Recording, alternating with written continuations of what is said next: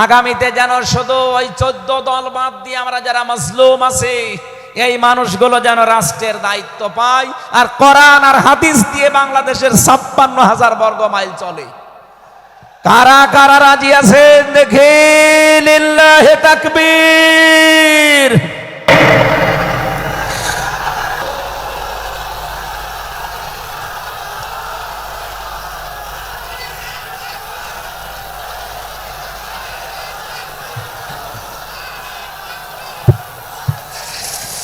আলহামদুলিল্লাহি রাব্বিল মাশরিকাইনি ওয়া রাব্বিল মাগরিবাইন আল্লাযী খালাকা কুল্লা শাইইন যাওজাইন ওয়া আওজাবা আলাইনাল ইহসানা বিল ওয়ালিদাইন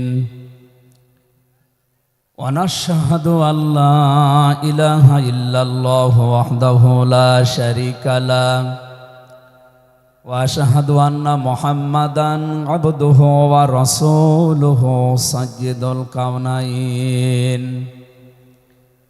صلى الله عليه وعلى آله وصحبه وأتباعه أجمعين ليلا ونهارا في الطرفين فقد قال الله تعالى في كلامه المجيد وبرهانه التوحيد জবান খুলে পড়েন আউযু বিল্লাহি মিনাশ শাইতানির রাজিম বিসমিল্লাহির রহমানির রহিম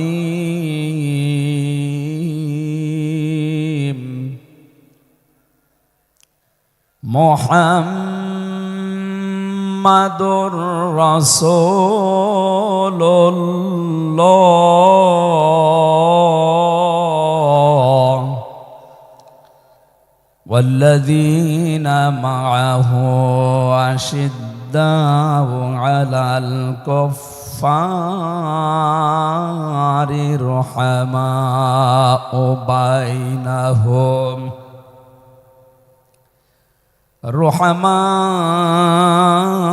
বাইনাহুম তারাহুম রুকআন সুজ্জাদান ইয়াবতাগুনা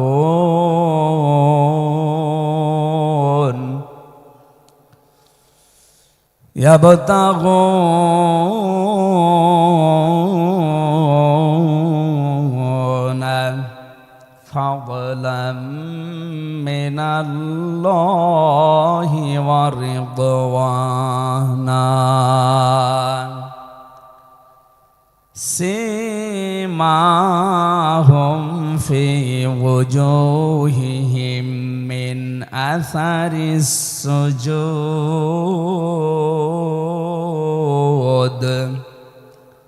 ذلك مثلهم في التوراة ومثلهم في الإنجيل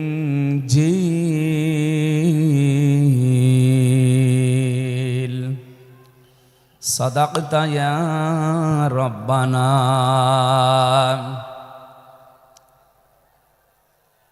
عن أبي هريرة رضي الله تعالى عنه قال قال النبي صلى الله عليه وسلم من أحب لله وأبغض لله وأطاع لله ومنع لله فقد استكمل الإيمان رواه مسلم وما زادهم إلا إيمانا وتسليما اللهم صل على محمد وآله وصحبه وبارك وسلم اللهم صل على محمد وآله وصحبه وبارك وسلم اللهم صل على محمد وآله وصحبه وبارك وسلم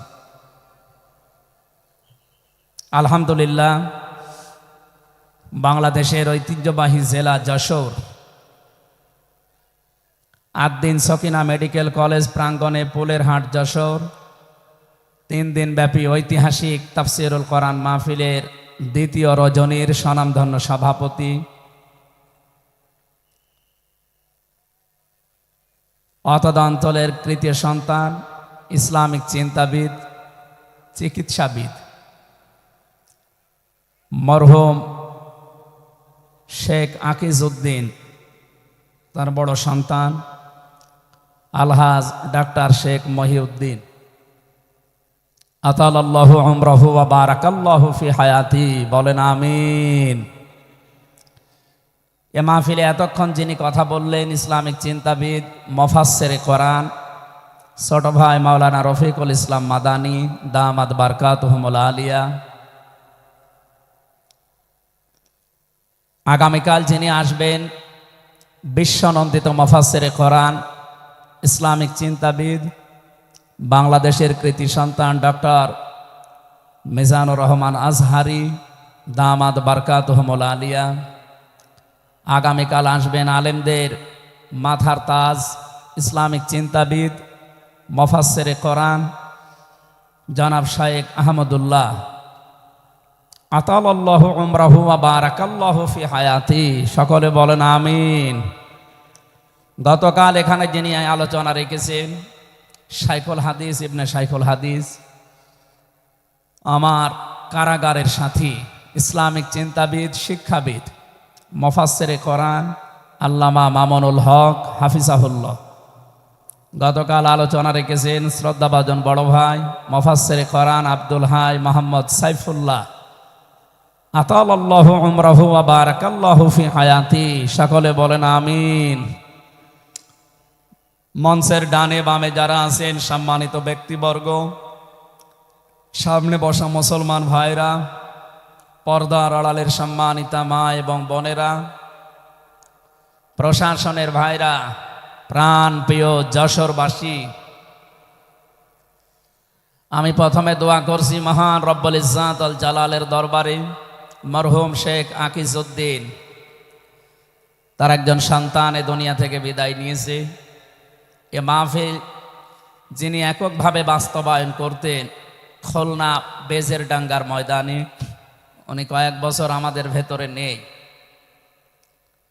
আলহাজ শেখ মমিন উদ্দিন, আল্লাহ রাব্বুল আলামিন তার কবরটাকে যেন জান্নাতুল ফেরদাউস বানিয়ে দেন, বলেন আমিন। দল মত জাতি বর্ণ ধর্ম নির্বিশেষে কোরআনে কারিম শোনার জন্য যারা এই ময়দানে ছুটে এসেছি রাতের বেলা, আমরা যে খুশি প্রকাশ করার জন্য বলছি আলহামদুলিল্লাহ। সম্মানিত দুইজন উপস্থাপক, আজকে আপনাদের সামনে যারা কথা বলছিলেন, আপনাদের যশোরের কৃতি সন্তান, বিশিষ্ট সঙ্গীত শিল্পী, শ্রদ্ধাভাজন বড় ভাই জনাব কবির বিন সামাদ দামাত বারকাতুহুমুল আলিয়া। সম্মানিত উপস্থাপক হিসাবে আরেকজন আছেন বাংলাদেশের কৃতি সন্তান, ইসলামিক চিন্তাবিদ, নাশিদ শিল্পী বড় ভাই জনাব আমিরুল মমিনিন মানিক হাফিজাহুল্লাহ। যে আল্লাহ আমাদেরকে কণ্ঠ ছেড়ে দিয়েছেন কথা বলার জন্যে, 15.5 বছর মনে হচ্ছিল যে আমাদের বুকের ওপর একটা পাথর চাপা দেওয়া আছে। পাথরটা আল্লাহ নিজের কুদরতি ভাবে সরিয়ে দিয়েছেন। যে আল্লাহ আমাদেরকে এখন এই যে কথা বলার মতো সুযোগ দিয়েছেন, বলেন আলহামদুলিল্লাহ। পৃথিবীতে মানুষ যা পেয়েছে সব কিছুর তুলনায় আল্লাহর কাছে কোরআনে কারিম শ্রেষ্ঠ সম্পদ। আজকের এই ময়দানে সম্পর্ক শুধু কোরআনে কারিমের সাথে, নয়তো আমরা এই হাজার লক্ষ মানুষেরা এ রাতের বেলা প্রচন্ড শীত অপেক্ষা করে আসতাম না। শুধুমাত্র শেখ মহিউদ্দিন সাহেব ডাক দিলে আমরা আসতাম, বিষয়টা এমন না। এখানে সম্পর্ক এই সৌন্দর্যের সাথে কোরআনের। এই জন্য যারা স্বেচ্ছাসেবকের দায়িত্বে আছেন আমি তাদেরকে ওয়েলকাম জানাচ্ছি, ধন্যবাদ জানাচ্ছি। তাদের এই কষ্ট, তাদের এই শ্রম আল্লাহ রাব্বুল আলামিন যেন জান্নাতে যাওয়ার পাতিহ বানিয়ে দেন, বলেন আমিন। কোরআনে কারিমে রব্বুল আলামিন বলেন, কুল বিফাদলিল্লাহি ওয়া বিরহমাতিহি ফাবিযালিকা ফালিয়াফরাহু হুয়া খায়রুম মিম্মা ইয়াজমাউন। বলেন আল্লাহু আকবার। আল্লাহ পাক বলেন, নবী আপনি বলুন, তাম পৃথিবী যা পেয়ে আনন্দে আছে, যা গেইন করে, যা অ্যাচিভ করে, যা অর্জন করে, আমি আল্লাহর কাছে কোরআনে কারিম শ্রেষ্ঠ সম্পদ। সুতরাং কোরআন যারা পেয়েছে তারা যেন আনন্দ করে। আজকে খুলনা বিভাগের মানুষগুলো, খুলনা বিভাগ সহ বাংলার অন্যান্য বিভাগ থেকেও মানুষেরা আজকে এসেছে কোরআনে কারিম সত্যি যারা শোনার জন্য, বোঝার জন্য এসেছি। এটা পুরা এখন ইবাদত চলছে। আমরা খুশি দুনিয়ার সব কিছুর তুলনায় আজকে। বলেন আলহামদুলিল্লাহ। প্রাণপ্রিয় শ্রোতা মণ্ডলী, কোরআনের শ্রোতা যারা আমরা এখানে বসে আছি, এর আগে যারা দুনিয়ায় কোরআনে কারিম শুনেছে, কিয়ামত পর্যন্ত যারা শুনবে, কোরআনে কারিম এই শ্রোতাকে 3 ভাগে বিভক্ত করে দিয়েছে। এখানে ওই 3 প্রকার মানুষ আছে, কিয়ামত পর্যন্ত তারা থাকবে। প্রথম নাম্বার, এই কোরআনে কারিম শোনার পরে যারা বাধা দিয়েছিল এই দুনিয়ায়, আল্লাহর কোরআন তাদেরকে ঘোষণা দিয়েছে তারা কাফের। এই বাংলাদেশে আমরা এই 54 বছরে নামধারী মুসলমান, কিন্তু অনেক কাফেরের আচরণ দেখতে পেয়েছি। সূরা হামিম সাজদার 26 নম্বর আয়াতে আল্লাহ তাদের পরিচয় দিয়েছেন, وَقَالَ الَّذِينَ كَفَرُوا لَا تَسْمَعُوا لِهَذَا الْقُرْآنِ وَالْغَوْا فِيهِ لَعَلَّكُمْ تَغْلِبُونَ। আল্লাহ পাক বলেন, কাফেরেরা সিদ্ধান্ত নিয়েছিল সব চলতে দেওয়া যাবে, মুহাম্মাদের কোরআনে কারিম এটা চলতে দেওয়া যাবে না। কারণ তারা বুঝেছিল এটা 1500 বছর আগে নাসিল হওয়া। ভালোভাবে আবু জেহেল টের পেয়েছিল, বুঝেছিল এ কোরআনে কারিম মুহাম্মদুর রাসূলুল্লাহ যেটা বোঝাতে চায়, এটা যদি সত্যি জনগণ বুঝতে পারে আর মেনে নেয়, আমি যে অবৈধ চেয়ারে বসে আছি এই চেয়ার থাকবে না। যুগে যুগে যারা কোরআন বাধা দিয়েছে তারা এইটাই টের পেয়েছে। তারা খুব ভালোভাবে জানে কোরআন যারা প্রচার করে, সত্যিই কোরআনের এই কথাগুলো যদি সাধারণ মানুষেরা, জনগণ বুঝে ফেলে, আমরা যে শয়তানি করি, আমরা যে অবৈধভাবে টিকে আছি, এইটা থাকবে না। এই জন্য বাস্তবতা হচ্ছে কোরআন শুনলে বাধা দেবে এরা 1 নম্বরে কাফের। আমরা জানি কাফের মারা গেলে জানাজা হয় না, হয়? বলেন বলেন। কাফেরের জন্য দোয়া করাও জায়েজ নেই।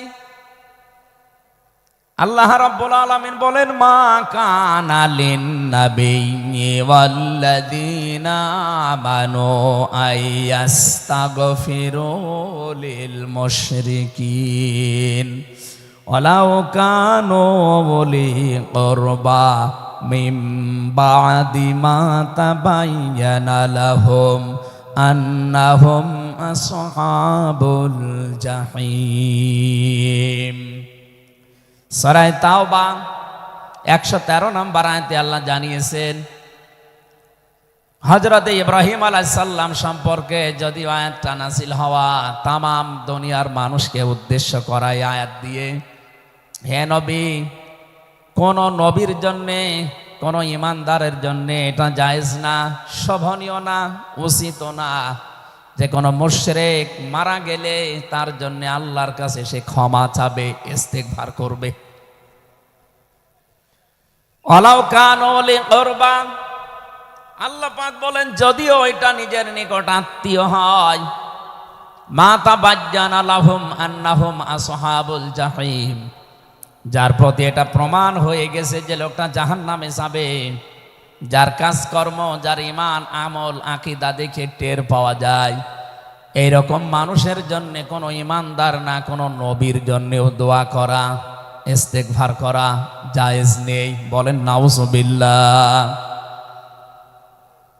একজন নবীকে যদি আল্লাহ এই কথা বলতে পারেন, আমি আয়াতের ব্যাখ্যায় পড়েছি মুহাম্মদুর রাসূলুল্লাহ সাল্লাল্লাহু আলাইহি ওয়াসাল্লামের নিজের আপন চাচা আবু তালিব, এই লোকটা যখন মারা যাচ্ছিল, বিশ্ব নবী নিজে তার কাছে গিয়ে বললেন, ইয়া আম্মি আবি তালিব, লা ইলাহা ইল্লাল্লাহ হাজ্জুল লাকা ইনদাল্লাহি ইয়াউমাল কিয়ামাহ, বুখারী শরীফের হাদিস।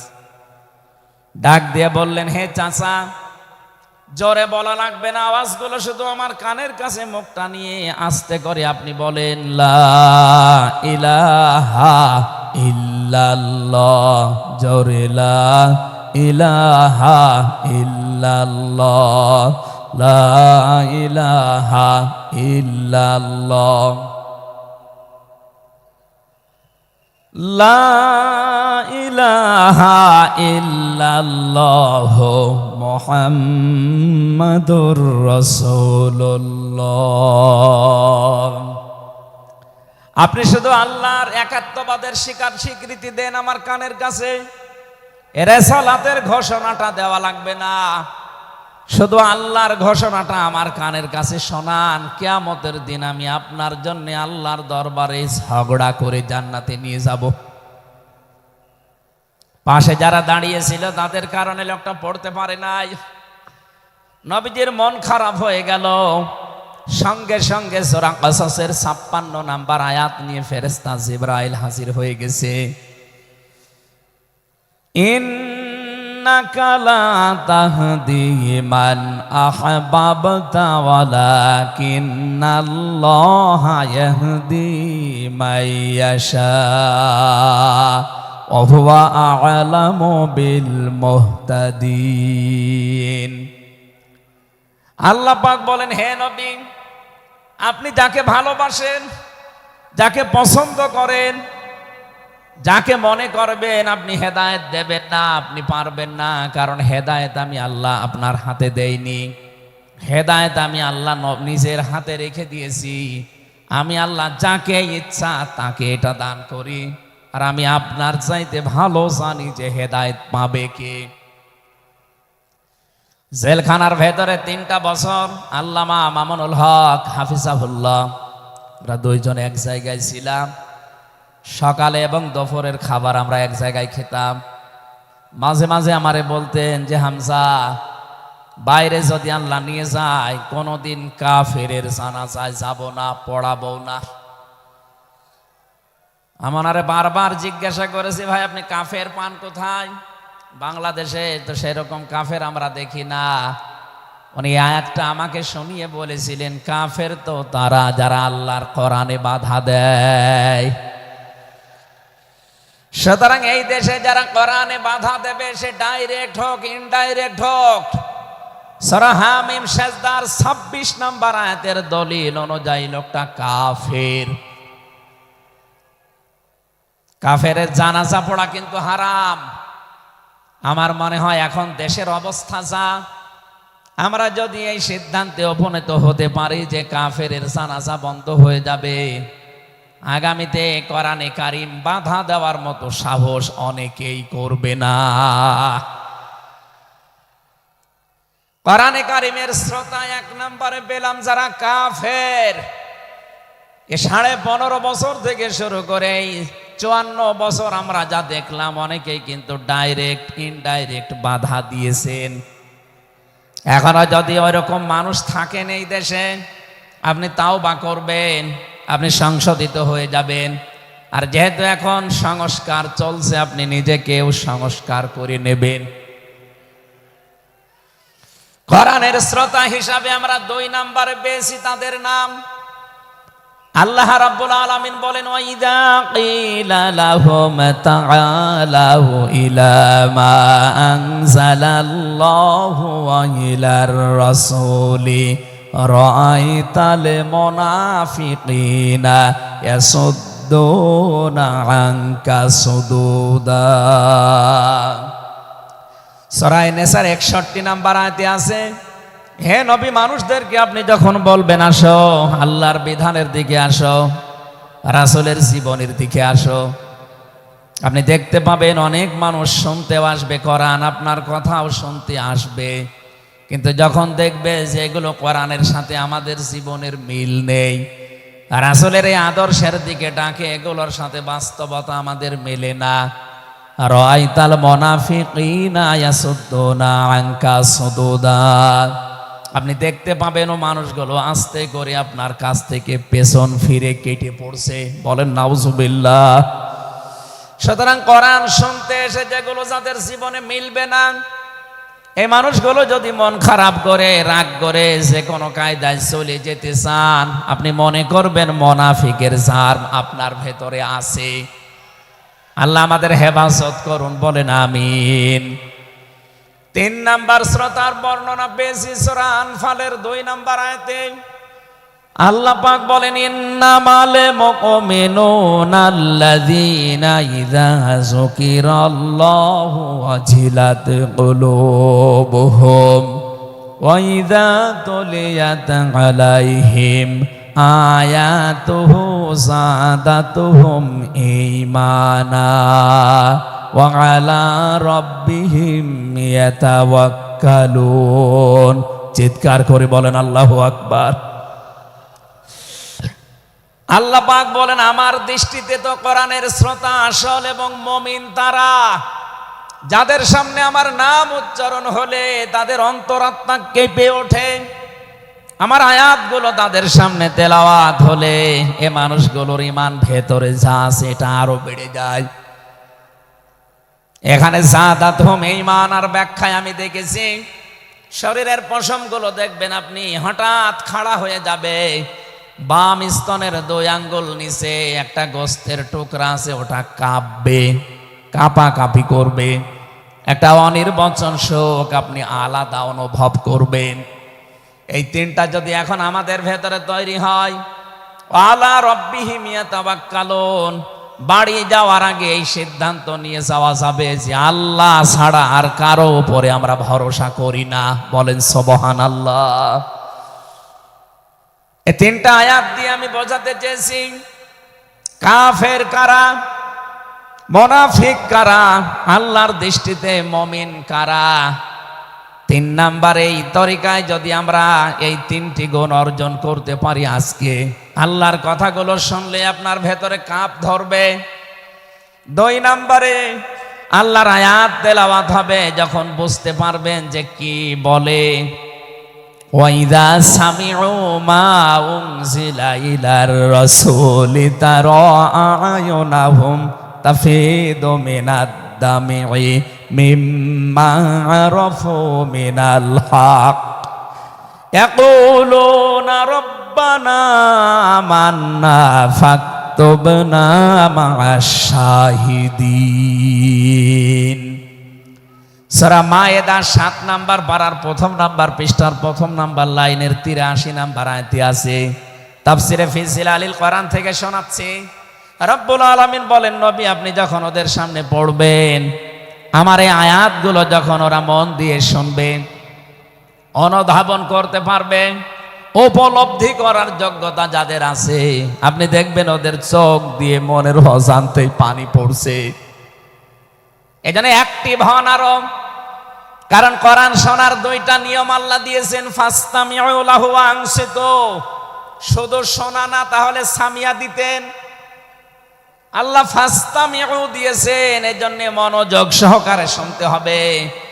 আজকের তেলাওয়াতকৃত আয়াত থেকে আমরা তাফসীর আকারে কথা বলবো ইনশাআল্লাহ। 2 নাম্বারে চুপ থাকা লাগবে। আমি এখনো অনেককে দেখতে পাচ্ছি এদিকে ওদিকে তাকাচ্ছেন, গল্প করছেন। আশা করছি কোরআনে বর্ণিত আল্লাহর এই 2টা নির্দেশ আপনি মেনে নেবেন। 1 নাম্বারে চুপ থাকবেন, 2 নাম্বারে মনোযোগ সহকারে শুনবেন। লাআল্লাকুম তুরহামুন, আশা করা যায় আল্লাহর রহমত এখানে নাজিল হবে। আল্লাহ আমাদেরকে আয়াতটা মেনে চলার তৌফিক দেন, বলেন আমিন। এজন্য কোরআনের আলোচনা শুনলে সবার চোখে পানি আসবে না। যারা এটা উপলব্ধি করতে পারবে, অনুধাবন করতে পারবে, আপনি দেখবেন তাদের মনের অজান্তেই কখন যেন চোখ দিয়ে পানি গড়িয়ে পড়ছে, তারা নিজেরাও টের পাবে না। আল্লাহ যেন এই 3 নাম্বার এই প্রকার শ্রোতা হিসাবে আমাদের কবুল করেন, বলেন আমিন। দরুদ আর সালাম পাঠ করছি আমাদের নবী মুহাম্মদুর রাসূলুল্লাহ সাল্লাল্লাহু আলাইহি ওয়াসাল্লামের প্রতি, যার প্রতি কোরআনে কারীম আল্লাহ নাযিল করেছেন। সেই কোরআনকে যদি আপনি জিজ্ঞাসা করেন, হে কোরআন, যার উপরে নাযিল হলে তার সম্পর্কে তোমার ভেতরে কোনো কিছু আছে, কোনো পরিচয়? আল্লাহ রাব্বুল আলামিনের কোরআন আমাদেরকে শোনাচ্ছেন, ওয়াইদ ক্বালা রাব্বু ওয়াইদ ক্বালা ঈসা ইবনু মারইয়ামা ইন্নী রাসূলুল্লাহি ইলাইকুম মুসাদ্দিকাল লিমা বাইনা ইয়াদাইয়া মিনাত তাওরাত।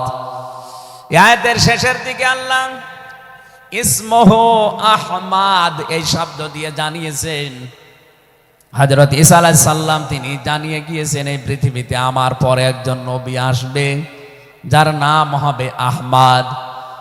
আমাদের নবীর পরিচয়টা আল্লাহ কোরআনে কারীম যিনি নাযিল করলেন তার উপরে, তার ভেতরেই তার নামটা আল্লাহ সংরক্ষণ করে দিয়েছেন।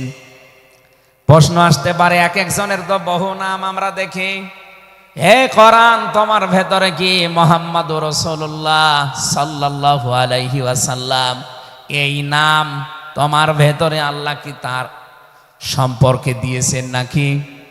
আমরা যে তেলাওয়াত করেছি সূরা ফাতিহা, এই সূরা থেকে যেহেতু আজকে আলোচনা করব, এই সূরার প্রথম আয়াতে আমার আল্লাহ আমার নবীর নামকে উল্লেখ করে জানিয়েছেন। এটা 29 নাম্বার আয়াত, মুহাম্মাদুর রাসূলুল্লাহ।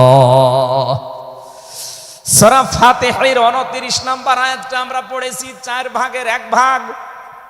এই আয়াত থেকে আমরা আজকের আলোচনার বিষয় সাজিয়েছি। আমার আজকের বিষয়বস্তু, আমরা মুহাম্মাদুর রাসূলুল্লাহর উম্মত হতে চাই। সত্যি যদি আল্লাহর দৃষ্টিতে বিশ্বনবী মুহাম্মদুর রাসূলুল্লাহর উম্মত আমরা হতে চাই, মাস্ট বি তেলাওয়াতকৃত আয়াতের এই বর্ণিত গুণগুলো আমাদের এখন থেকেই অর্জন আরম্ভ করা লাগবে। আমি সহ যারা এসেছি অবশ্যই আল্লাহ এই গুণগুলো এখন থেকে যেন পালন করার তৌফিক আমাদেরকে দান করেন, আমিন। সূরার নাম সূরা ফাতিহা, ফাতাহ মানে বিজয়। এ সূরার প্রথম আয়াতের ভেতরে এই শব্দটা আছে, এখান থেকে নামকরণ করা হয়েছে। আল্লাহ রাব্বুল আলামিন বলেন, ইন্না ফাতাহনা লাকা ফাতহাম মুবিনা। অবশ্যই হে নবী আমি আপনাকে একটা সুস্পষ্ট বিজয়ের সুসংবাদ দিচ্ছি। এই বিজয়ের ঘটনা তো ঐতিহাসিকভাবে ইবনে কাসিরের ভেতর থেকে আমি শিক্ষার জন্য এবার বলছি। এদিকে খুব অ্যাক্টিভ হয়ে থাকবেন। এই সূরা ফাতিহার 18 নাম্বার আয়াত। আমার যতটুকু পড়াশোনা আছে, আমার যতটুকু লেখাপড়ার স্টাডি আছে, এই আয়াতটা এখন বাংলাদেশে সবচাইতে বেশি প্রয়োজন। সূরা ফাতিহা 18 নাম্বার আয়াত। যে যেখানে আছেন, দাঁড়িয়ে আছেন, বসে আছেন, শুয়ে আছেন, কান এবার খাড়া করে দেন। হুদায়বিয়ার সন্ধির যে ঘটনা আমরা শুনেছি এতদিন পর্যন্ত, শুধু শুনেছি অনেকে, কিন্তু এখান থেকে শিক্ষাটা আজ অনেকে নেয়নি। বাংলাদেশের এখন যে অবস্থা, এই শিক্ষা নেওয়ার সময় এখনই। নবীজি 1400 মানুষ নিয়ে এসেছিলেন সাহাবায়ে কেরাম নিয়ে হজ করার জন্যে। হুদায়বিয়া নামক যে জায়গাটা এখন কূপ আছে, এখানে এই জায়গায় নবীজি আশ্রয় নিলে আস্তানা গাড়লেন, তাবু গাড়লেন। কাফেরদের পক্ষ থেকে এখানে প্রতিবন্ধকতা সৃষ্টি করা হয়েছে যে না, আপনাদেরকে আমরা আর যেতে দেব না। বিশ্বনবী তাদেরকে প্রস্তাব দিলেন যে আমরা কিচ্ছু নিয়ে আসিনি সাথে করে, শুধু হজ করে চলে যাব। কাফেরদের পক্ষ থেকে আওয়াজ এলো না, আপনাকে আমরা যেতে দেব না। তবে আমাদের একটা প্রস্তাব আছে, আপনি যদি আগামী বছরে আসেন হজ করে যেতে পারবেন, কিন্তু এবছরে আপনাদেরকে আমরা আল্লাহর ঘর কাবায় যেতে দেব না। কি নিষ্ঠুর আচরণ! তাকান, আল্লাহ পাকের নবী আল্লাহর ঘর তাওয়াফ করবে, বাধা দিচ্ছে যারা আল্লাহকে বিশ্বাস করে না তারা। এ বাংলাদেশে 50টা বছর কোরআনে কারীম প্রচার করেছে যারা, কোরআনের পাখি শহীদ আল্লামা দেলাওয়ার হোসাইন সাইদি রহমতুল্লাহ আলাইহি, তার নামে মামলা দেওয়া হয়, কেস দেওয়া হয়, তিনি নাকি ধর্মীয় অনুভূতিতে আঘাত দিয়েছে। আমার তো মনে হয় 1500 বছর আগে নবীজিকে যারা বাধা দিয়েছিল আল্লাহর ঘর কাবায় হজ করতে দেবে না, 1500 বছর পরে যেন তাদের প্রেতাত্মারাই ফিরে এসেছে। আল্লাহর নবী বললেন, ঠিক আছে, ওসমানকে পাঠালাম। হযরত ওসমান ইবনে আফফান রাদিয়াল্লাহু তাআলা আনহু তিনি গেলেন। হযরত ওসমানকে তারা আটক করার পরে ঘোষণা দিয়ে দিল, কতিলা ওসমান ইবনে আফফান, ওসমানকে হত্যা করা হয়েছে। এ সংবাদ যখন নবীজির কাছে এসেছে, যশোরবাসী খুব খেয়াল করেন, এখানে হযরতে ওসমানকে তারা হত্যা করার ঘোষণা দিয়ে মিথ্যা একটা সংবাদ পাঠিয়ে দিয়েছে নবীজির কাছে। নবীজি সাহাবায়ে কেরামকে বললেন, যারা ইহরামের কাপড় পরে এসেছিলে সব এখন খুলে ফেলো। সাহাবায়ে কেরাম বলেন, হে রাসূল, ইহরামের কাপড় খুললে হজ? বলে, হজ আগামী বছর। ও বাংলার মুসলমানেরা, আমি কেন বলছি এই আয়াতটা 2-1 মিনিট পরে আপনি টের পাবেন। দ্বিতীয় নম্বর, নবীজি বললেন, আজকে রমজান মাস, এটা এ রমজান মাসের এখন আর আধা ঘন্টা 1 ঘন্টা সময় আছে মাত্র ইফতারি করার, এখনই ভেঙে ফেলো, ইফতারি করে ফেলো। দরকার আগামীতে রোজা আবার রমজানের সিয়াম আবার করে দেওয়া যাবে। যে 2টা সিদ্ধান্ত নিলেন, 2টাই ফরজ, একটা রোজা, একটা হজ। নবীজি কিন্তু জানতেন ইহরামের কাপড় খুলে ফেললে হজ ভেঙে যাবে, আর একটু পরেই তো ইফতারি করলে রোজাটা হয়ে যায়। বিশ্ব নবী বলেন না, এক্ষুনি রোজা ভেঙে ফেলো। আবার বলছে, কান খাড়া করেন, আমি কিন্তু 2 মিনিটের ভেতরে জায়গায় যাব। এত বড় 2টা বড় বড় ফরজ বিধান নবীজি লঙ্ঘন করছেন, কারণটা কি? কারণ একটাই, ওরা একজন নিরপরাধ মানুষকে আটক করে হত্যার ঘোষণা দিয়েছে। আপনি বাংলাদেশকে 15.5 বছরের সাথে ওই ঘটনাটা মিলান। একটা নিরপরাধ মানুষ, মাত্র একজন, তাকে আটক করে হত্যার ঘোষণা দেওয়ার কারণে যদি নবী মুহাম্মদ রাসূলুল্লাহ হজ ছেড়ে দিতে পারেন, রোজা ছেড়ে দিতে পারেন, তিনি ওই বাবলা গাছের নিচে হাত দিলেন। সাহাবায়ে কেরামকে বললেন, আমার এই হাতের উপরে সবাই হাত লাগাও, আমি আজকে তোমাদেরকে বায়াত গ্রহণ করাবো, শপথ নেব তোমাদের কাছে। 1399 জন নবীর সাথে আছে, আর হযরত ওসমানকে যেহেতু তারা আটক করেছে, এই 1399 জন সবাই নবীজির হাতের উপরে একটার পরে হাত দিতে আছে। বিশ্ব নবী ডাক দিয়ে বলেন, সাহাবীরা, জিবরাইল এই মাত্র সূরা ফাতিহা এই সূরার 18 নম্বর আয়াতটা আমাকে তেলাওয়াত করে শুনিয়ে গেল। জিবরাইল এসেছিল, তোমরা কেউ দেখতে পাওনি।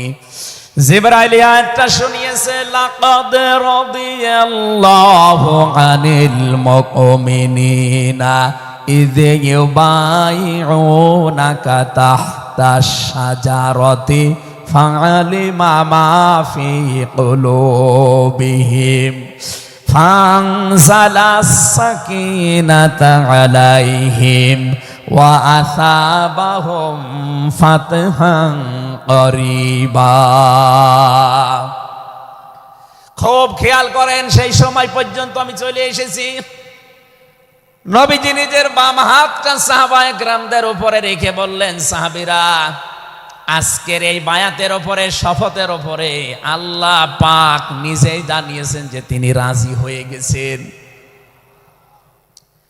আয়াতটা শুরু করার আগে আল্লাহ দুইটা তাকিদ দিয়েছেন, লাম এবং কদ। লাকাদ রাদিয়াল্লাহু আনিল মুমিনিন। আল্লাহ পাক বলেন, আমি নিজে মুমিনদের উপরে অবশ্যই অবশ্যই রাজি হয়ে গেছি। রাজি হব না, হয়ে গেছি।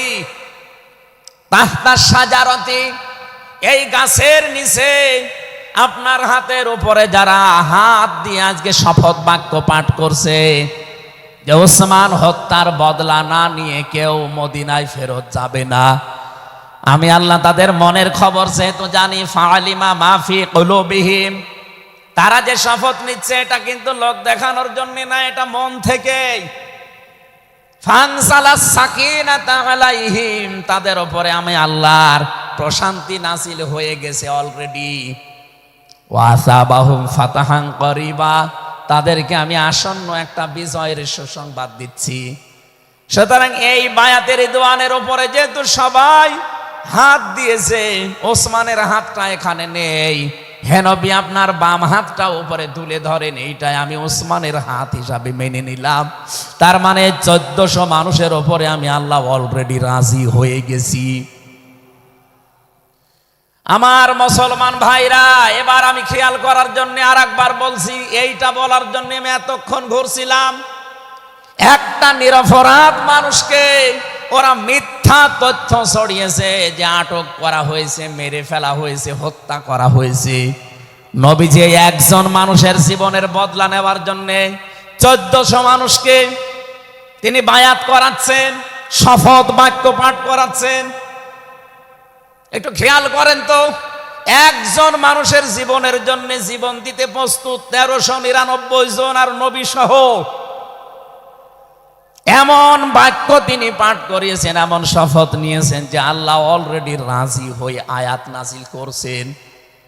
নবীজি বললেন ওরা ওসমানকে হত্যা করেছে, ওসমান একজন নিরপরাধ মানুষ। একটা নিরপরাধ মানুষকে বিনা কারণে আটক করে হত্যা করেছে, ওদের কোনো ক্ষমা নেই। আমরা আজকে এই 1400 মানুষ শপথ নিলাম, ওদেরকে হত্যার প্রতিশোধ না নিয়ে আমরা কোনোদিন আর মক্কা মদিনায় ফেরত যাব না।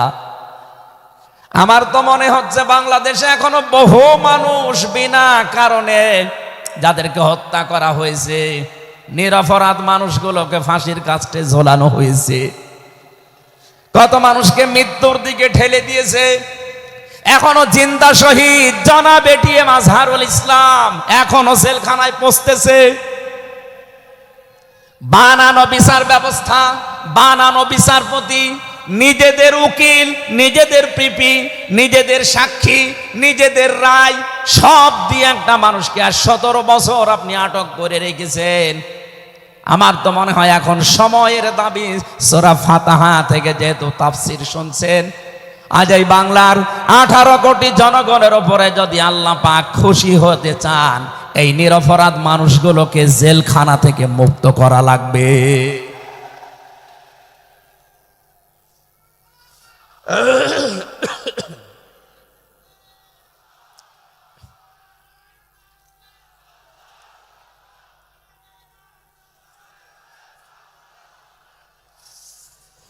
যশোরবাসী আল্লাহ রাব্বুল আলামিন এখানে কয়েকটা বিষয় আমাদেরকে উপহার দিতে চেয়েছেন সুসংবাদের মাধ্যমে। 1 নম্বরে আল্লাহ বলেন আমি রাজি হয়ে যাব। 2 নম্বরে ওদের মনের মূল কথাগুলো যেহেতু আমি জানি, সুতরাং যারা নারায়ে তাকবীর আল্লাহু আকবারের স্লোগান দিয়ে এই মাজলুম মানুষটার পক্ষে অবস্থান নিলেন, আমার তো মনে হচ্ছে ফানসালাস সাকিনাতা আলাইহিম, আল্লাহ পাক তার রহমত এখন এদেশের উপরে নাজিল করবে। 2 নম্বরে ওয়াসাবাহুম ফাতাহান করিবা, একেবারে সুপ্রসন্ন নিকটবর্তী বিজয় আমাদেরকে আল্লাহ এই মাজলুম মানুষটার পক্ষে দাঁড়ানোর কারণে দেবে। আমি আজকেও একজন জেল খাটা মানুষের সাথে কথা বলছিলাম, তিনিও প্রায় 3.5-4 বছর ছেলে ছিলেন। তিনি জ্বালাচ্ছিলেন যে হামজা ভাই, আসলে আমরা যারা জেলে ছিলাম তারা ছাড়া এটা বোঝানো সম্ভব না। বহু মানুষ বিনা অপরাধে, বিশেষ করে 15.5 বছরে তো হবেই, বিনা কারণে বিনা অপরাধে কিচ্ছু জানে না, বছরের পর বছর জেলে পচতেছে। ওরা যদি একজন নিরপরাধ মানুষকে মিথ্যা কথা ছড়িয়ে দেওয়ার কারণে নবী যেরকম সিদ্ধান্ত নিতে পারে, আজ বাংলার 18 কোটি মানুষ দল বেদল সব ভুলে গিয়ে নিরপরাধ যত মানুষ জেলে ভর্তি আছে, গুম হয়েছিল, খুন হয়েছিল যারা, এদের পক্ষে দাঁড়াতে যদি সত্যি আপনি মন থেকে এগিয়ে আসতে পারেন, আল্লাহর কসম আমাদের সামনে আল্লাহ বিজয় দেখাবেন। বিজয় আমরা দেখতে পাচ্ছি সূরা কসস 20 নম্বর পারার 4 নম্বর পৃষ্ঠার 15 নম্বর লাইনের 5 নম্বর আয়াত।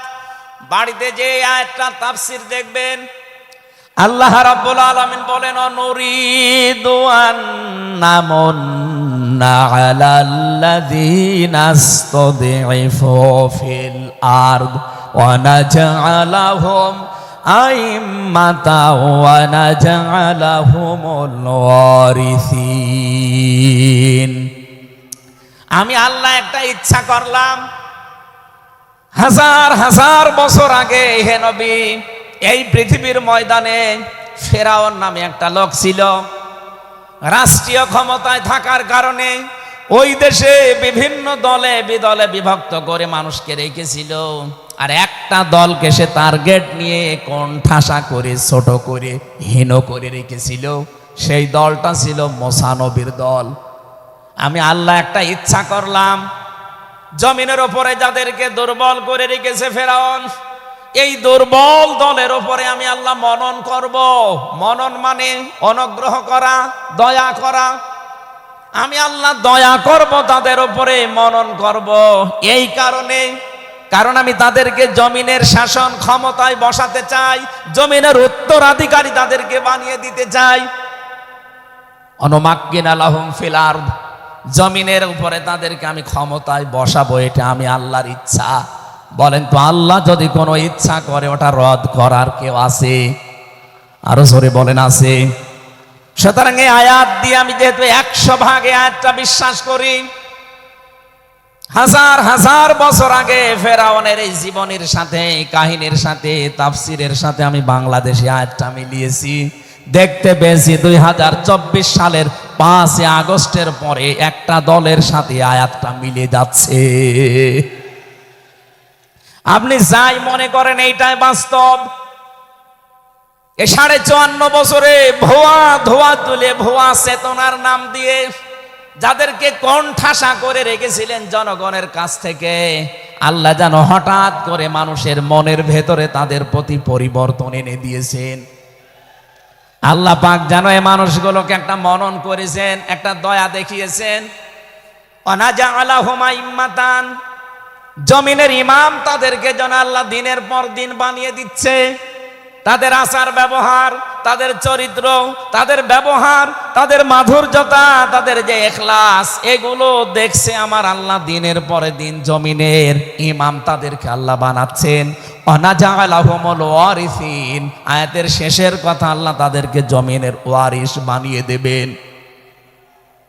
যেহেতু আল্লাহর সিদ্ধান্ত রদ করা যায় না, ফাআলুল লিমা ইউরিদ, তিনি যা ইচ্ছা তাই করেন।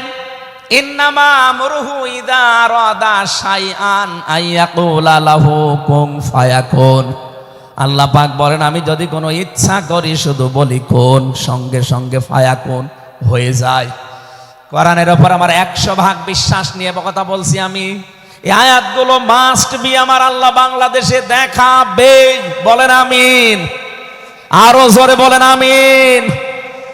6 নাম্বার আয়াত হচ্ছে অনুমাক্কিনা লাহুম ফিল আরদ, আমি আল্লাহ তাদেরকে জমিনের চেয়ারে ক্ষমতায় বসিয়ে দেব। কেন জানো? অনুরিয়া ফিরআউনা ওয়া হামানা ওয়া জুনুদাহুমা মিনহুম মা কানু ইয়াহযারুন, আমি আল্লাহ দেখাতে চাই ফেরাউনকে, হামানকে আর তার সৈন্যবাহিনীকে, তারা তাদেরকে সবচাইতে বেশি ভয় করত জমিনে যাদেরকে, সেই মুসা নবীর দলকে আমি আল্লাহ জমিনের শাসন ক্ষমতায় বসিয়ে তাদেরকে দেখাবো। এই 54 বছর জালেম এবং মুনাফিকরা সবচাইতে বেশি ভয় বাংলাদেশে যাদেরকে করেছে, তাদের প্রতি মানুষের মন মানসিকতা আল্লাহ ঝুঁকিয়ে দিয়েছেন। এই জন্য কোরআনের আয়াতের উপরে বিশ্বাস করে বলছি, এই বাংলাদেশে যারা নিরপরাধ মানুষ আছে তাদেরকে যদি 5 তারিখের পরে বিভিন্ন আন্দোলনের কারণে, মানবিকতার কারণে ছেড়ে দেওয়া হয়, বিশেষ করে ম্যাডাম খালেদা জিয়াকে আপনি ছেড়ে দিয়েছেন। এরপরে আমরা দেখতে পেলাম আব্দুল সালাম পিন্টু ভাইকে ছেড়ে দিয়েছেন, এরপরে গিয়াসউদ্দিন মামুন ভাইকে ছেড়ে দিয়েছেন, মিয়ানুরউদ্দিন অপু ভাইকে ছেড়ে দিয়েছেন। আমরা চাই জনাব এটিএম আজহারুল ইসলামকেও মুক্তি দেওয়া হোক। এ দাবির পক্ষে আছেন কারা দেখি? লিল্লাহি তাকবীর।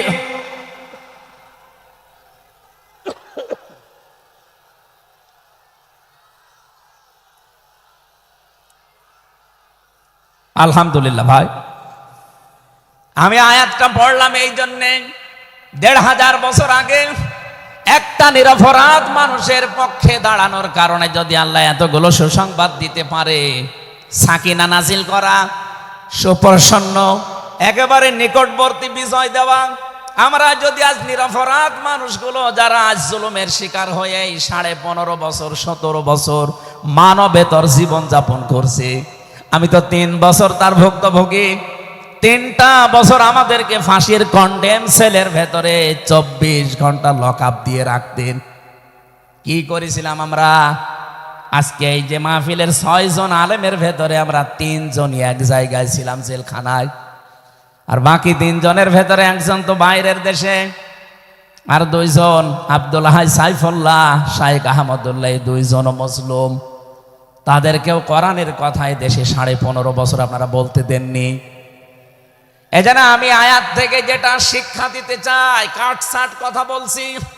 বাংলাদেশে যদি আল্লাহর সাকিনা, প্রশান্তি মনে এবং বাইরে আপনি দেখতে চান, সুপ্রসন্ন বিজয় যদি দেখতে চান, অবশ্যই আপনাকে নিরপরাধ যারা এখনো পর্যন্ত বিভিন্ন জায়গায় মাজলুম হয়ে আছে তাদের পক্ষ নেওয়া লাগবে। কথা বলুন।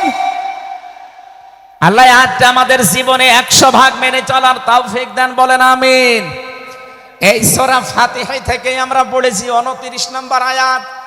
আমাদের আলোচনার বিষয় মুহাম্মদুর রাসূলুল্লাহর উম্মত কারা। রব্বুল আলামিন বলেন মুহাম্মদুর রাসূলুল্লাহ, মুহাম্মদ সাল্লাল্লাহু আলাইহি সাল্লাম আল্লাহর রাসূল। হে নবী, দুনিয়ার কেউ যদি আপনার রিসালাত স্বীকার না করে, কেউ যদি সাক্ষী না দেয়, আমি আল্লাহ নিজে সাক্ষী দিয়ে দিলাম আপনি আমার রাসূল। সুতরাং এই বাংলার জমিনে কেউ যদি নবীর আদর্শ না মানে, বিশ্ব নবীর কোনো ক্ষতি হবে না, আল্লাহরও কোনো লস নেই, যত ক্ষতি আমাদের। কথা বলে না কেন? কোরআনের চোখ লাগিয়ে দেখতে পাচ্ছি এদেশে হাজারো মানুষ জাহান্নামে দৌড়াচ্ছে, কারণ নবী মুহাম্মদুর রাসূলুল্লাহ বাদ দিয়ে পৃথিবীতে যদি অন্য কাউকে কিয়ামত পর্যন্ত কেউ আদর্শ মেনে চলে, কোরআনের কসম দিয়ে বলছি মাস্ট বি লোকটা জাহান্নামী। এজন্য এরকম আচরণে যারা আছেন, বুঝে হোক না বুঝে হোক, আল্লাহ রাব্বুল আলামিনের পরিচয় দেওয়ার আগে আমার আল্লাহ রাসূলের পরিচয় আমাদের কাছে দিয়েছেন। রাব্বুল আলামিন বলেন কুল হুয়াল্লাহু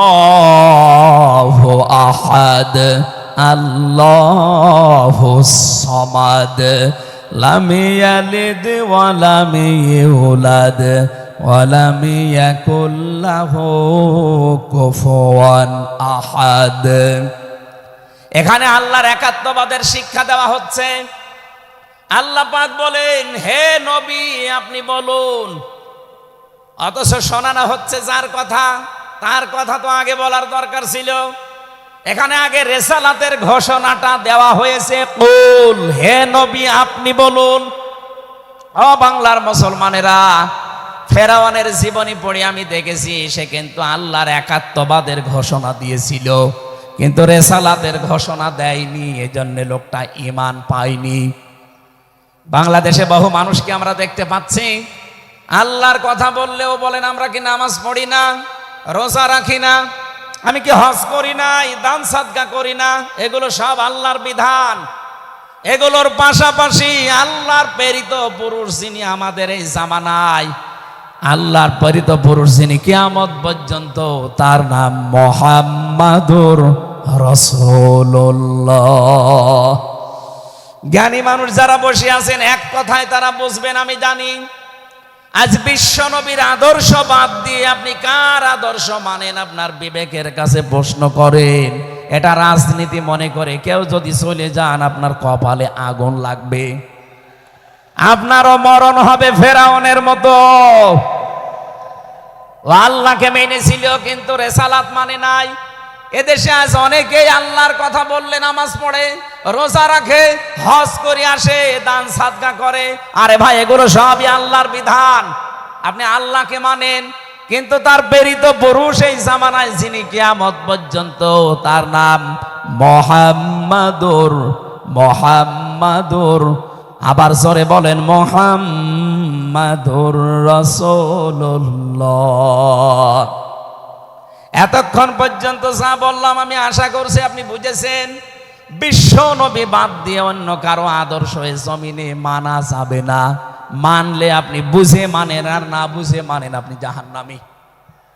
এখন যদি মুসা আলাইহিস সালাম আসে দুনিয়ায়, যদি ঈসা নবী এখন আসে, আর আমরা কেউ যদি আল্লাহর নবী মুহাম্মদুর রাসূলুল্লাহকে বাদ দিয়ে ঈসা নবী মুসা নবীকেও মেনে চলি, নিছক আপনি জাহান্নামী।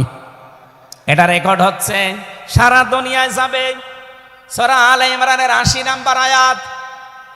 অন্য ধর্মে যারা আছেন, ইহুদি, খ্রিস্টান, আহলে কিতাব যারা দাবি করেন, এমনকি এই মুশরিকদের ভেতরেও যারা, বৌদ্ধদের ভেতরে যারা অমুসলিম, তাদেরকে বলছি আপনারা ভুল পথে আছেন। আপনারা যাদেরকে নবী নাম বলে চলেন, যিশু বলেন, ঈসা আলাইহিস সালামকে, মুসা আলাইহিস সালামকে আপনারা যোসেফ বলে ডাকেন। আপনাদের ওই সমস্ত নবীগুলো তাওরাতে, ইনজিলে অলরেডি ঘোষণা দিয়েই গেছে যে আমাদের পরে একজন শেষ নবী আসবে, তার নাম মুহাম্মাদুর রাসূলুল্লাহ বা আহমদ। তাকে যদি তোমরা জীবদ্দশায় পেয়ে যাও, পৃথিবীর সব কিছু ছেড়ে দিয়ে তার আদর্শটা গ্রহণ করবা, নয়তো পথভ্রান্ত হয়ে পথভ্রষ্ট হয়ে জাহান্নামে যাওয়া লাগবে। যাকে মেনে চলার দাবি করেন সেই যিশু, সেই যোসেফ, হযরত ঈসা নবী, হযরত মুসা নবী, তারাই যেহেতু ঘোষণা তাওরাতে, ইনজিলে দিয়ে দিয়েছে, হয়তো আপনাদের পুরোহিত যারা, ধর্মগুরু যারা, ঠাকুর যারা আপনাদেরকে শোনায় না। এই সত্য বিধান আপনি ইনজিলে পড়েন। আমার শেষের শব্দ ছিল ফিত তাওরাতি ওয়াল ইনজিল। এই দুইটা কিতাব আপনারা পড়ে দেখবেন, এখানে আমাদের নবী, শেষ নবীর বর্ণনা আছে ৯০৩ জায়গায়। বলেন আল্লাহু আকবার। আল্লাহ পাক প্রথম শব্দে জানাতে চেয়েছেন, হে নবী, কেউ যদি আপনাকে স্বীকার না করে, কেউ না মানে, আমি আল্লাহ নিজে ঘোষণা দিলাম, ওয়াল্লাযীনা মাআহু আশিদ্দাউ আলাল কুফফার। আপনার সঙ্গে সাথী যারা হবে, আপনার সাথে যারা থাকবে, আপনার উম্মত বলে যারা কিয়ামত পর্যন্ত দাবি করবে, তাদের ভেতরে এই গুণগুলো মাস্ট বি পাওয়া যাবে। যশোরবাসী, এবার আপনাদের জন্য আপনি মিলান তো এই আয়াতটা নিজের জীবনে আছে কিনা। ওয়াল্লাযীনা, আর যারা, মাআহু, আপনার সঙ্গে থাকবে, আশিদ্দাউ আলাল কুফফার, তারা কাফেরদের প্রতি বজ্রকণ্ঠ হবে। কালকে মাওলানা মামুনুল হক, আমি ছিলাম কালকে চট্টগ্রামের ফেনীতে, একটু লাইভ দেখেছি। উনি কিন্তু শেষের দিকে এটা জানিয়েছেন, ওঠো, বজ্রমুঠি করো, ঘোষণা দাও। এ কথা বলেনি? এই কথা বলেন না কেন? ওনার এইটাই সামারাইজ, আশিদ্দাউ আলাল কুফফার, কাফেরদের প্রতি কঠোর হওয়া লাগবে। সেই সময় এখন অলরেডি চলছে। প্রতিবেশী নামে আমাদের যারা আছে, যেহেতু প্রতিবেশী পাল্টানো যায় না, এজন্য আমরা বেশি কিছু বলছি না। আমরা আশা করব যে প্রতিবেশীর চরিত্র পাল্টাবে। নবীজি প্রতিবেশী সম্পর্কে এত বেশি কথা জানিয়েছেন, মাঝে মাঝে বলতেন, জিবরাইল, প্রতিবেশী সম্পর্কে যত কথা তুমি বলো, মনে হয় যে আমার জমি জায়গার ভাগও দেওয়া লাগবে। যেহেতু এত দামি জিনিস প্রতিবেশী, এত গুরুত্বপূর্ণ, আপনাদেরকে তো আমরা আর পাল্টাতে পারবো না, আমাদের জমির সাথে আপনাদের জমি। এই জন্য বলছে আপনারা চরিত্র পাল্টাবেন। আপনি মাইক্রোসফট, ভয়েস অফ আমেরিকা, এগুলো সব খ্রিস্টানরা ইহুদিরা চালায়।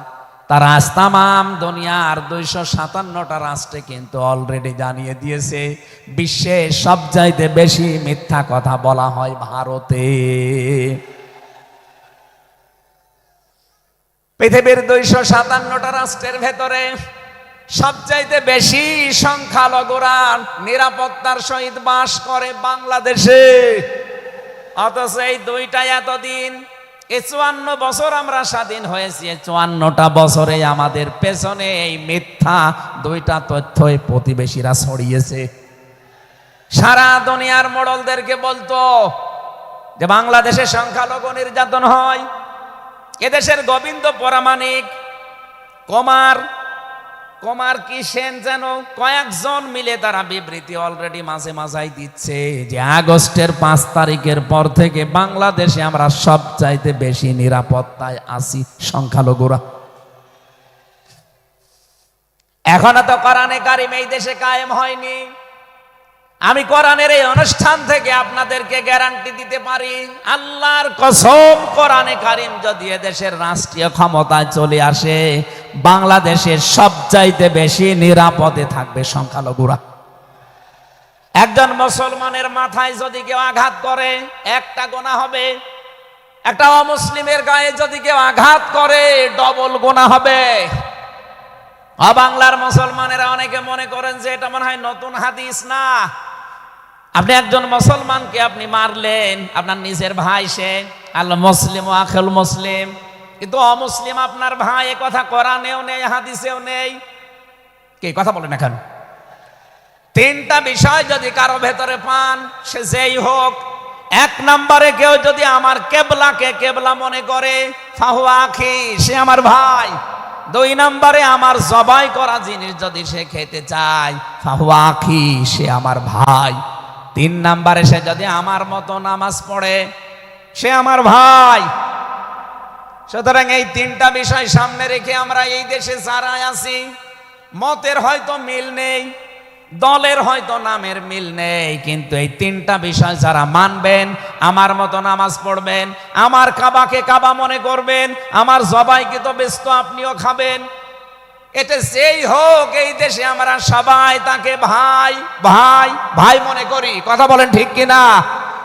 এই 3টার বাইরে যারা আছেন তারা তো আর আমার ভাই না। তাদের সম্পর্কে কি?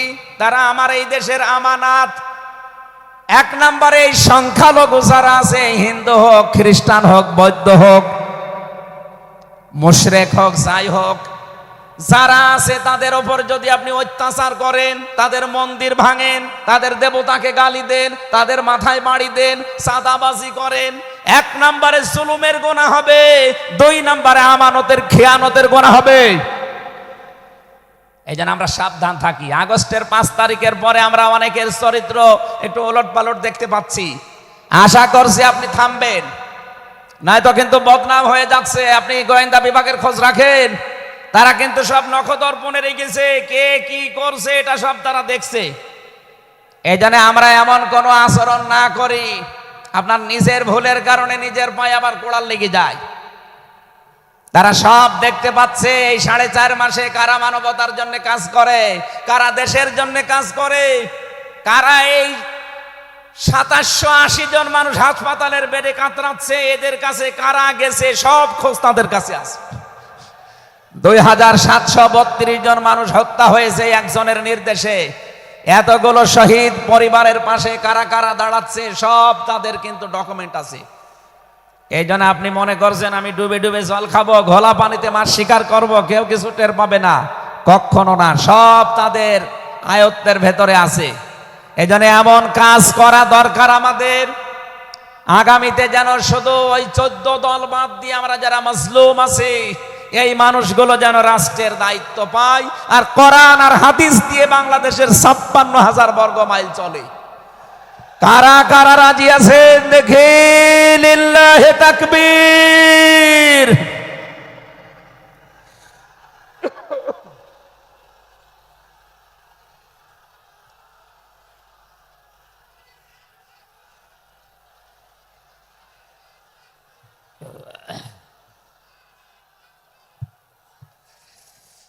আমার ভাইরা, এবার আমি মূল কথায় যাচ্ছি। মুহাম্মদ রাসূলুল্লাহর উম্মত হতে হলে আমাদেরকে বজ্রমুষ্টি হওয়া লাগবে, ঐক্যবদ্ধ হওয়া লাগবে। যারা নবীর উম্মত, কাফের যারা, তাদের বিরুদ্ধে। আমি কাফেরের পরিচয় সে প্রথমে দিয়েছি। যে মানুষগুলো কোরআনে কারিমে বাধা দেয়, কোরআনের শিক্ষায়, কোরআনের প্রচারে, কোরআনের প্রসারে, কোরআন কায়েমে যারাই বাংলাদেশে বাধা দেবে, তার নাম আব্দুল আলিম হতে পারে কে কাফের। এদের বিরুদ্ধে কঠোর হওয়া লাগবে আপনাকে।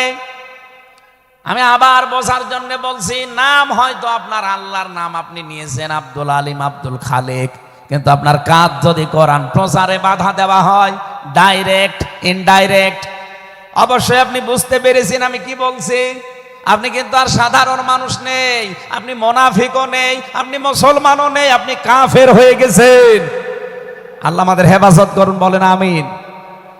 কাফেরদের যত অনুষ্ঠান আছে সেখানেও কড়াকড়ি করা লাগবে আপনাকে। কে বলেছে ধর্ম যার যার উৎসব সবার? এটা কুফরি কথা। ধর্ম যার যার, উৎসব তার তার। এই কথা বলুন। মান তাশাব্বাহা বিকওমিন ফাহুয়া মিনহুম।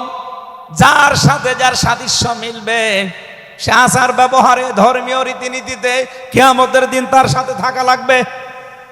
কোনদিন আজ পর্যন্ত আপনি পিটিয়েও কোন হিন্দু ভাইকে গরু জবাই করেন যখন কোরবানি দেওয়ার জন্য, তাকে পাবেন। তারা জানে যে এটা আমাদের ধর্মীয় অনুষ্ঠান না, এই জন্য তারা আসে না, ঠিক করে তারা আসে না। আপনি কোন কারণে সেখানে যাবেন?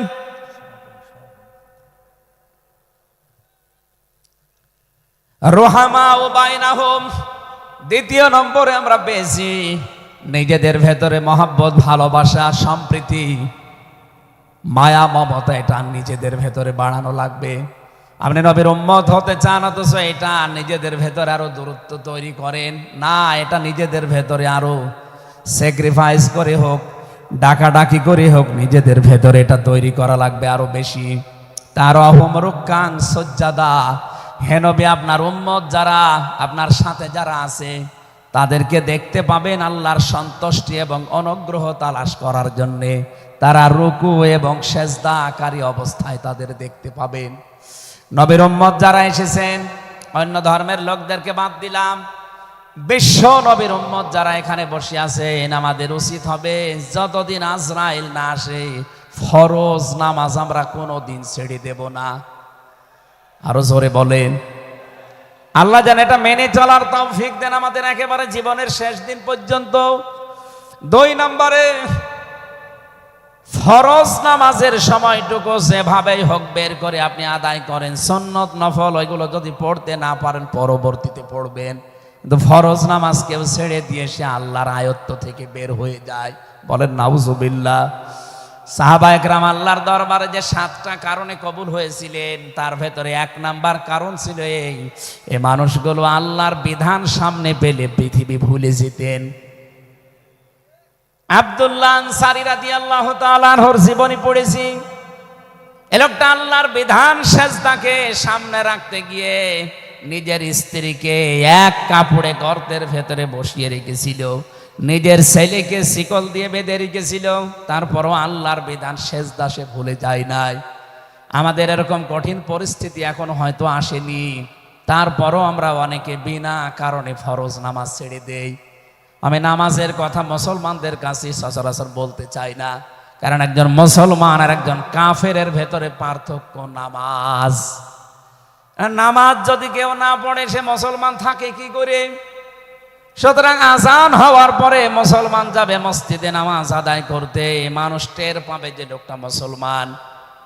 রিজালুল্লাহ তুলহিহিম তিজারাত ওয়ালা বাইউন আন যিকিরিল্লাহ ইলা আখির আয়াত। মুসলমান ব্যবসায়ী যারা, তাদের পরিচয় আল্লাহ দিয়েছেন। আল্লাহ রাব্বুল আলামিন বলেন,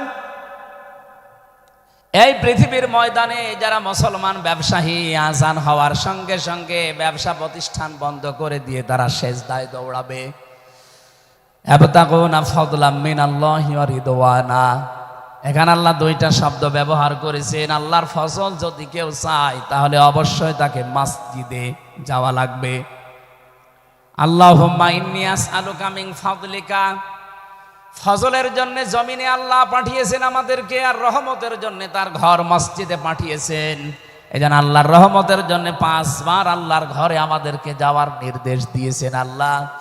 আর যদি ফজল অনুগ্রহ পেতে চাই, রিজিক, এগুলোর জন্য জমিন, এই জমিন আল্লাহ আমাদেরকে হালাল রুজি উপার্জন করার যে ব্যবস্থা, এরকম ময়দান যেন তৈরি করে দেন। বলেন আমিন। সীমাহুম ফি ফুজুহিহিম মিন আসারিস সুজুদ, আল্লাহ বলেন এদের এই চিহ্নগুলো, সেজদার চিহ্নগুলো এদের চেহারার বিভিন্ন জায়গায় ফুটে উঠবে। কিয়ামতের ময়দানে এই চিহ্ন দেখে দেখে নবী সুপারিশ করে করে জান্নাতে নিয়ে যাবে, হয় কপালে, নাই নাকে, নাই হাতে। যে সমস্ত জায়গায় সেজদা দেওয়ার জন্য আপনি জমিনে লাগিয়েছিলেন, এই জায়গাগুলো কিয়ামতে চমক দিতে থাকবে। আল্লাহ আমাদের প্রত্যেককেই এই 5টি গুণ অর্জন করার মাধ্যমে বিশ্ব নবীর খাঁটি উম্মত হওয়ার তৌফিক দিন। আমিন, আল্লাহুম্মা আমিন।